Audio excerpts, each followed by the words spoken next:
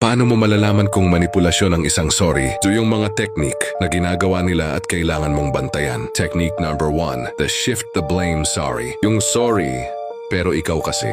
Hindi sila nag-a-apologize, inaayos lang nila ang narrative para ikaw ang may kasalanan. Technique number 2, the fast apology. Yung hindi ka pa tapos magsalita, may sorry na agad. Hindi yun guilt strategy yun para ikat ka at hindi mo masabi ang totoong mali nila. Technique number 3, the emotional shortcut. Yung sorry na may kasamang drama, buntong hininga o luha. Ayaw nila pag-usapan yung nangyari, hindi dahil tunay, pero para maramdaman mong ikaw ang masama kapag hindi mo sila pinatawad. Technique number 4, the reset button. Yung sorry na parang delete button. Gusto nila mag-pretend na wala kang karapatang masaktan. Ngunit ito ang twist na pinakamadilim. The more na nasasanay ka sa fake apologies, the more mong iniisip na ikaw ang problema kahit hindi naman talaga ikaw ang sumira. Ikaw alin sa mga techniques na ito ang naranasan mo? I-comment mo para malaman ng iba na hindi sila mag-isa.